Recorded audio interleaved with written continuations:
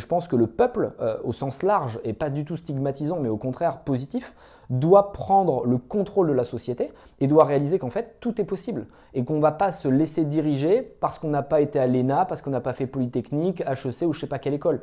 Attends, pause. C'est quoi le Cryo Média ? On est une équipe qui vous propose du contenu vidéo respectant 3 piliers. Le débat, l'ouverture d'esprit et la pluralité des opinions. Notre but, faire réfléchir et permettre la libre circulation des idées. Bonne vidéo. Salut à tous, on est de retour pour une nouvelle interview entrepreneur. Je suis aujourd'hui avec Anthony Bourbon, le fondateur de Feed. Salut Anthony. Salut. Merci beaucoup d'avoir accepté cette interview. Je suis très content de te voir. Je t'avais découvert peut-être comme beaucoup sur l'interview Char d'Assaut sur BFM Business. J'ai pris que des cow-boys, que des guerriers, donc tous ensemble, personne ne pourra nous arrêter. Où est-ce que tu en es depuis et peut-être résumer très légèrement pour ceux qui ne connaissent pas, je pense qu'il n'y en a pas énorme qui ne connaissent pas Feed. Yes, Feed, c'est une startup qu'on a lancée en janvier 2017, donc ça fait 3-4 ans maintenant, qui fait des repas complets dans des bars ou des bouteilles, donc des formats pratiques qui ne nécessitent pas de préparation. On a ensuite ouvert une gamme snacking qui était un peu plus large, un peu plus fonctionnelle, qui n'était plus un repas, mais plutôt pour les moments où tu étais pressé, que tu avais une petite faim et que tu voulais quand même garder un équilibre et un boost soit de protéines, soit d'énergie. On a recruté pas mal de monde les 3 dernières années, plus de 100 personnes, on a ouvert plus de 50 pays. Donc on a vraiment une croissance de start-up ultra agressive. On a levé plus de 40 millions d'euros. Enfin, on a fait un peu le cliché de la start-up qui grossit vite, presque trop vite. Et petit à petit, on a compris que la marque avait un aspect super important. Et c'est surtout ce qu'on a travaillé depuis l'interview en question dont tu parles avec Stéphane Soumier qui avait fait pas mal de bruit. Et c'est marrant parce qu'à la base, cette interview, c'est un peu un dérapage. C'est un peu j'en avais marre, je sortais d'un roadshow, j'étais fatigué. Et on avait un peu envoyé la sauce en plateau. Et c'est là qu'en fait, on a eu le plus de messages en mode « Enfin, on comprend à quoi vous servez, on n'avait pas capté ça, vous avez envie de prendre une revanche sur la vie, vous avez envie de donner de la motivation aux jeunes. » Et c'est là qu'on s'est dit « Mais on devrait être beaucoup plus authentique et beaucoup plus vrai et pas lisser la communication en disant « Feed égale un repas, feed c'est des protéines, des lipides. » Ça en fait, les gens, ils l'ont compris, ils n'ont pas envie de l'entendre. Ils ont plutôt envie d'entendre la promesse de la marque, les valeurs de la marque. Et depuis, on a rebrandé la marque, on a fait des nouveaux packaging, on essaie d'être beaucoup plus présent sur les réseaux sociaux, de parler non pas de ce qu'on vend en tant que produit, mais plutôt de l'état d'esprit que le produit peut t'amener, ce qui peut te permettre d'avoir. C'est-à-dire que soit on parle très produit, on dit feed égale un repas, soit on parle mindset, et on va dire feed va te permettre de dépasser au quotidien et de dépasser tes objectifs de manière à pouvoir t'extraire de ta condition initiale en tant qu'humain et pouvoir aller faire plus de ta propre vie. Moi, je vais essayer de déclencher une révolution. Je vais déclencher une révolution en remettant la méritocratie au cœur de notre société. C'est-à-dire qu'en fait, je ne veux plus voir ce que je vois actuellement en fait, dans l'écosystème startup, à savoir des VC qui ont l'argent de grandes familles et qui vont investir chez des gens qui leur ressemblent, qui sont des hommes blancs de 30 ans qui ont fait HEC et qui ont bossé un peu en LBO ou en banque avant. C'est 95% des startups parisiennes, tu vois. J'exagère, mais à peine. Et moi, j'ai envie de voir la même représentativité que j'ai eu au cours de mon parcours, qui est assez paradoxal parce que moi, je viens d'une famille très pauvre. Mon père était contrôleur de train, ma mère était vendeuse. À 16 ans, j'étais à la rue parce que mon père était violent. Enfin, c'était une histoire de ouf. Bon, j'ai croisé plein de gens différents, d'origines différentes, de milieux différents. Et c'est ça qui m'a nourri et qui m'a donné envie de prendre une vengeance, une revanche. Et je pense que le peuple, au sens large, et pas du tout stigmatisant, mais au contraire positif, doit prendre le contrôle de la société et doit réaliser qu'en fait, tout est possible. Et qu'on ne va pas se laisser diriger parce qu'on n'a pas été à l'ENA, parce qu'on n'a pas fait Polytechnique, HEC ou je sais pas quelle école. Les écoles, on s'en fout. Ouais, donc en fait, ça recrée une forme de logique élitiste, mais sur des valeurs que tu retournerais, qui ne seraient plus basées forcément sur les écoles ou l'appartenance à un certain cercle social, mais fondamentalement sur le mérite. Mais du coup, tu le qualifierais comment le mérite, toi? Est-ce que c'est le fait de trouver la solution, avoir un résultat, bien travailler, ou est-ce que tu le situerais? Un mix de tout ce que tu viens de dire. Le mérite, c'est donner une chance à tout le monde de pouvoir réussir. C'est un peu ce qu'on appelait à l'époque l'ascenseur social.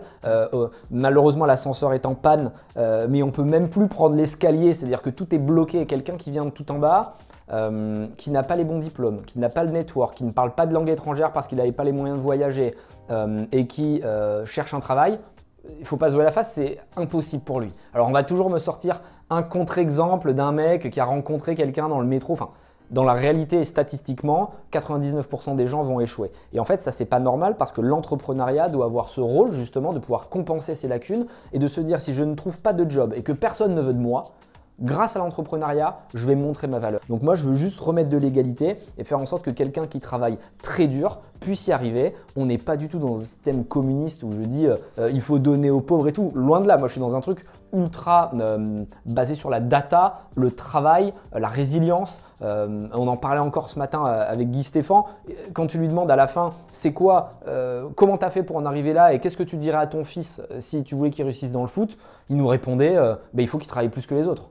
Est-ce qu'on pêche justement en France et même plus globalement dans la société actuelle, est-ce qu'on pêche justement aussi à trouver ce qui fait de nous peut-être aussi nos qualités spécifiques? Est-ce qu'il y a un manque peut-être de tracking ou de scouting de ces propres qualités-là? Parce qu'on voit beaucoup de gens, et c'était sûrement arrivé dans ton parcours, mais ça nous arrivait nous aussi au crayon, de croiser beaucoup de gens qui ont passé beaucoup de temps à travailler dans des domaines qui n'étaient peut-être pas faits pour eux aussi.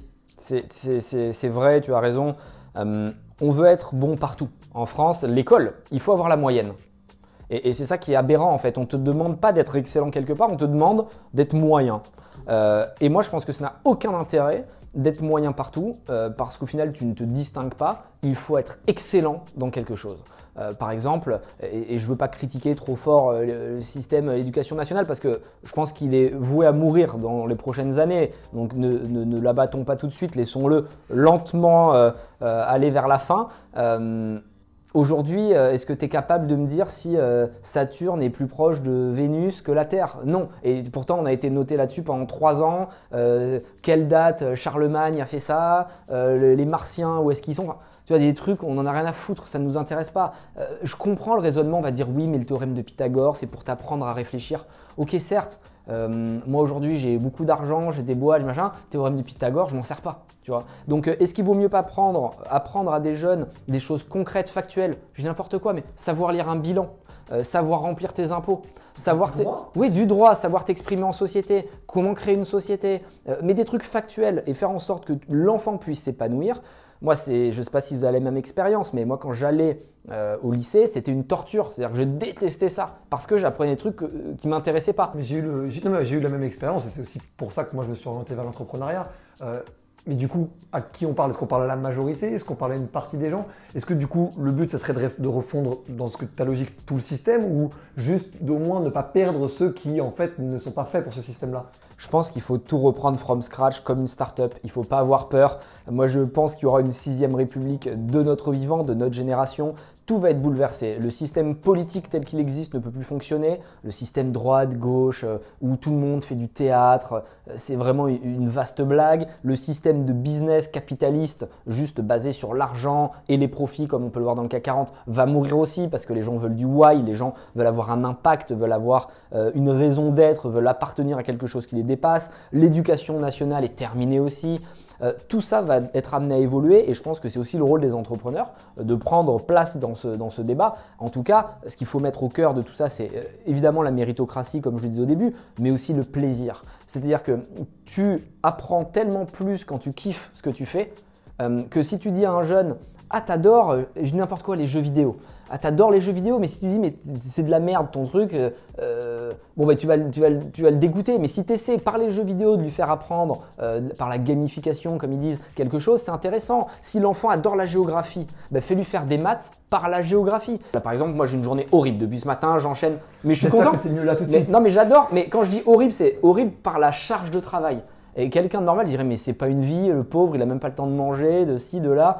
Mais en fait, comme j'aime ce que je fais, et par exemple, je prends plaisir en ce moment à parler avec toi, c'est cool. Et tu vois, je me force pas. Et comme je prends du plaisir, ce soir, je vais rentrer à 21h, je vais être lessivé, mais je vais me dire, ah ouais, c'était une bonne journée, j'ai rencontré un mec qui était sympa, c'est la première fois que je le vois, peut-être qu'on fera un autre truc. Et tu vois, j'aime ce que je fais. Et comme j'aime, je vais essayer d'être bon. Et si je suis bon, tu vas dire, ce mec, il a fait un bon interview, peut-être qu'on pourra le réinviter. Et peut-être que les gens qui nous écoutent vont se dire, je vais quand même essayer du feed. J'aimerais lier 2 logiques en une question. C'est la logique qu'expliquait Steve Jobs sur le marketing, c'est à propos des valeurs. Et ce qu'expliquait Simon Sinek dans la même lignée en fait, la fondamentale d'une entreprise, c'est le why. Si jamais feed, du coup, c'est ambition, détermination, résilience, passion, est-ce que du coup, finalement, les produits que tu vends, tu pourrais en vendre finalement tellement d'autres et même dans d'autres domaines. Est-ce que du coup, tu as peut-être des projets personnels, mais même au-delà dans le feed, qui vont au-delà de la nourriture? C'est très intéressant ce que tu dis. Effectivement, il faut commencer par fixer une promesse ensuite une mission et une valeur. Pour resituer un peu pour ceux qui n'auraient pas toutes les notions, les valeurs, c'est celles qui sont derrière moi, c'est ambition, passion, détermination, on en a parlé tout à l'heure. La promesse, c'est la promesse de vie, ce que tu veux faire en tant qu'humain et réussir avant d'être sur ton lit de mort. Donc là, la promesse, c'est réussir à déclencher une révolution en remettant la méritocratie au cœur de tout ça. Et nous, il nous fallait une mission entre les deux pour lier à la fois le produit et lier cette promesse qui est quasiment philosophique. La mission de Feed, c'est d'aider les gens à dépasser leurs objectifs grâce à la nutrition. Et tu le dis très bien, aujourd'hui c'est des bars, mais en réalité, comme Feed est en train de devenir un média et que le but c'est de pousser les gens à réussir et à s'extraire, on pourrait très bien vendre soit d'autres produits, soit même vendre autre chose. Ça pourrait être vendre des formations, ça pourrait être un nouveau système scolaire. Et c'est là que tu vois la puissance d'une marque, c'est quand en fait, elle pourrait vendre d'autres choses que son produit. Et je parle de plein de marques, mais Red Bull par exemple. Red Bull, ils font des vidéos de ouf. Ils vendent des boissons, mais ils ont aussi une équipe de foot. Ils pourraient très bien, ils sponsorisent du MMA, ils sponsorisent plein de trucs. Parce qu'en fait, c'est super large et ça englobe. Et à partir du moment où ça rentre dans ta promesse, tu peux devenir une sorte de marque ombrelle. Et c'est évidemment ce qui intéresse les grands groupes. Parce que, admettons, un grand groupe achète Feed, il n'achète pas des bars en fait. Ouais. Il achète l'état d'esprit. Il achète la communauté du dépassement. Il achète l'image de la jeunesse qui est en train de se sortir les doigts pour réussir. Et c'est ça qui intéresse. Évidemment, on a des grands groupes qui nous parlent. Et c'est toujours ce qu'ils nous disent. Ils nous voient comme un média. Ils s'en foutent en fait de nos produits. Mais un peu comme Michel et Augustin. Michel et Augustin, quand Danone rachète, ils ne rachètent pas les gâteaux. Ils savent faire les mêmes gâteaux. Ils font la même recette en 3 semaines. J'exagère, mais en 6 mois. Ils achètent Michel Augustin parce que c'est un shaker d'innovation, que c'est jeune, c'est bien brandé, c'est frais. Et ben c'est la même chose pour Feed. Est-ce que, et je ne te demande pas forcément de te prononcer, mais est-ce que tu as une ambition politique ou sociétale ou au-delà de l'entrepreneuriat du business ? C'est intéressant parce que je n'y avais pas pensé à la base, on le faisait vraiment de manière authentique et on disait vraiment ce qu'on voulait. Et c'est devenu un de nos KPI why, le nombre de messages qu'on reçoit en disant que tu devrais te présenter ou tu devrais faire de la politique, c'est un KPI qu'on suit. Je crois qu'on est à 153 personnes qui nous ont dit tu devrais te présenter. Et c'est marrant parce qu'on le prend à la rigolade évidemment, mais ça montre que les Français ont envie de renouveau, que les gens ont envie de fraîcheur et qu'ils en ont marre en fait de discours préformés, préfabriqués, où il y a 3 managers derrière qui disent non, dis pas ça et qui vont leur montrer des fiches. Les gens ont envie de fiches ministérielles. Ouais, c'est ça, les grosses fiches, c'est fou. Et aujourd'hui, pour croiser quelques hommes politiques, c'est marrant parce que quand tu leur parles, ils sont beaucoup plus détentes en vrai que ce qu'ils sont à la télé. Et en fait, tu réalises que c'est juste du vent ce qu'ils font. Tu vois, et il y en a même qui sont très à gauche, qui en fait, quand tu leur parles, ne sont pas à gauche et inversement. Enfin, c'est marrant parce qu'en fait, ils ont une posture et ils voient une case. Ils disent ah, cette case est vide, je vais le faire. Et on est à l'opposé de ce que moi je défends qui est tu t'écoutes et tu essaies d'avoir tes valeurs qui t'animent depuis ton plus jeune âge. Et ces valeurs-là, tu vas essayer de les amplifier avec ton discours. Eux, non, ils prennent une opportunité. Ils disent, bon, bah allez, moi, je vais faire le mec de gauche qui dit qu'il faut redistribuer l'argent à tout le monde, tu vois. Quand tu creuses un peu, le mec, il aime bien être en première classe quand même dans l'avion, tu sais qu'il bouffe dans les bons restos, tu vois. Enfin, c'est quand même vachement drôle. Les mecs qui sont des donneurs de leçons ne se les mettent pas eux-mêmes. Donc, les gens en ont marre de ce côté un peu fantoche, tu vois, théâtral, incohérent. Ils veulent du dur, ils veulent du vrai. Et c'est ça que nous, on doit leur apporter en tant qu'entrepreneurs. C'est les dernières questions qu'on fait à chaque interview. Qui tu voudrais voir dans cette même interview entrepreneur sur le crayon? Ça peut être quelqu'un que tu as déjà beaucoup entendu ou d'ailleurs même moins entendu. Ouais, que j'ai moins entendu parce que c'est vrai que les autres, vous les connaissez déjà tous et j'aime bien moi essayer de mettre en avant des nouveaux founders. Et là, il y en a un qui est top. C'est le founder de Journée comme voyage. Il a une histoire ultra touchante, je l'ai rencontré il n'y a pas longtemps. En gros, ses parents étaient restaurateurs, sa mère était épicière, ils étaient dans le bien manger, dans la bonne bouffe. Et lui est devenu toxico, c'est un grand mot, mais tu vois, il a pris beaucoup de drogue. Bref, pas besoin d'entrer dans les détails, mais il s'est perdu. Et en fait, ce qui lui a permis de se remettre dans les rails, c'est d'être recruté dans un resto quasi militaire et d'être en cuisine. Et le mec lui a redonné les valeurs, tu vois, d'être ponctuel, de bien manger, bien se nourrir. Et il a vu que la nutrition, et je le rejoins évidemment avec Feed, c'était la première étape pour reprendre le chemin de ta vie, tu vois, et pour remettre un peu de droiture dans tout ça. Et depuis, il vient de lancer une boîte du coup qui livre des repas cuisinés sous vide que tu n'as plus qu'à réchauffer. Donc tu es livré une fois par semaine et tu as tes 10-15 repas. Et tu n'as plus qu'à ouvrir le truc sous vide, tu mets au micro-ondes et en 2 minutes 30, tu as un repas qui est fait. Et honnêtement, moi je m'en sers énormément et je pense qu'il y a une belle histoire derrière à creuser. Avec la période, c'est super. Et avec la période, moi par exemple, je déteste cuisiner, c'est un truc ça me saoule. Bon ben entre Feed et ça, honnêtement, je me fais 80% de mes repas, c'est hyper pratique. Alors on l'invitera avec très grand plaisir. Et qu'est-ce que ça t'évoque si je te dis trace tes contours? Trace tes contours, ça m'évoque le fait de bien définir ce qu'on est. Je pense que c'est important. On lit beaucoup de livres, on regarde beaucoup de films, mais on ne pense pas assez à faire des introspections, à dire qu'est-ce que moi je dois faire pour m'épanouir, qu'est-ce que moi je dois faire pour être heureux.